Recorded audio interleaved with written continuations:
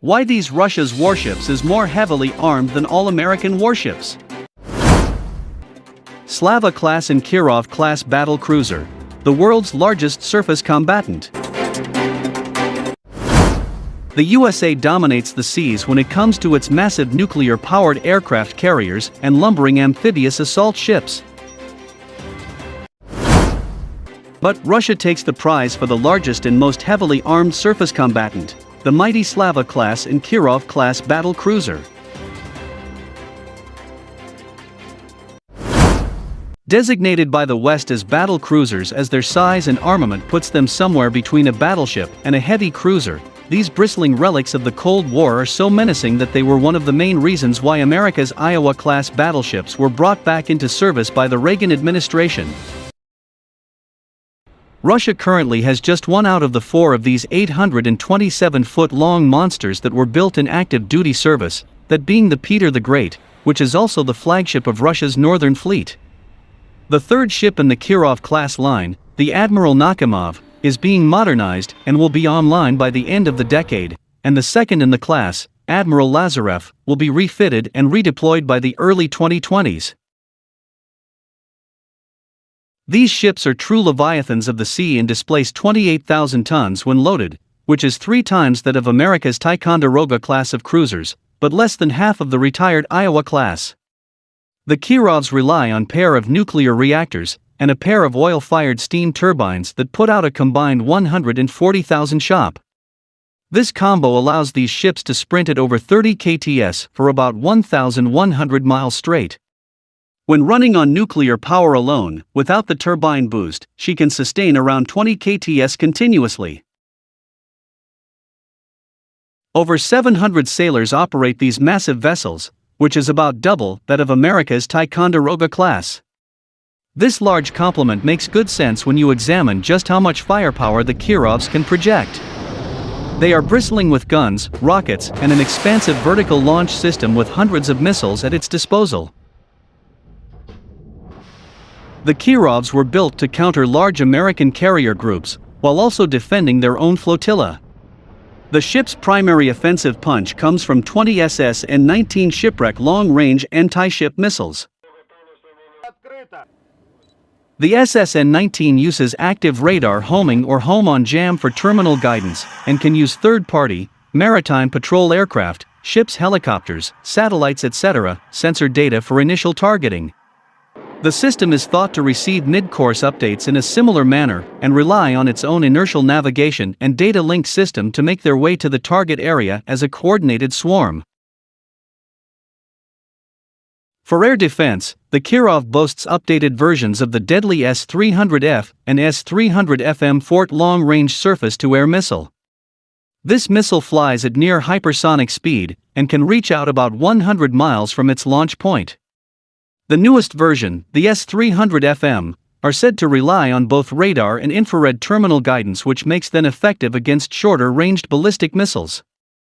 They can even fire far over the horizon and autonomously scan for targets such as low-flying cruise missiles.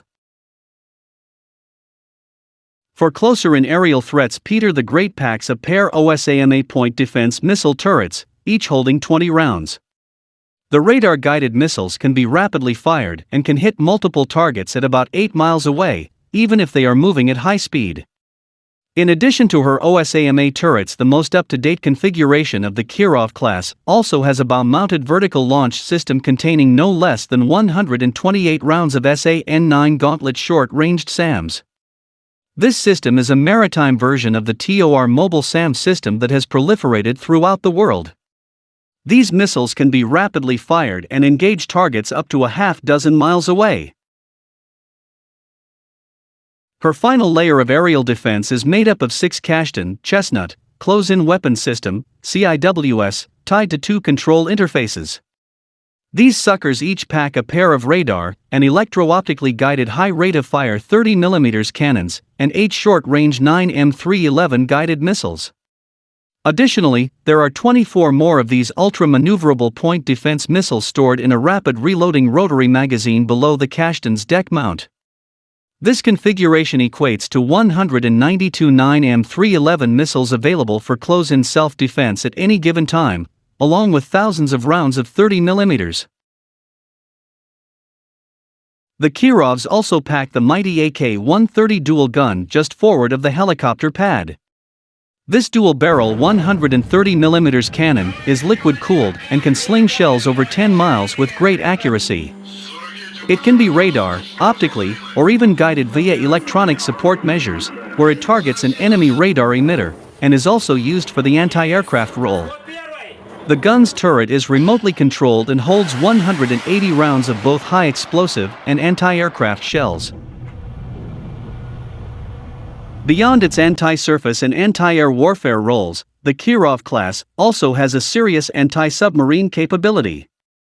There is a helicopter deck on the ship's stern capable of operating a Ka-25/27 anti-submarine or electronic intelligence helicopter.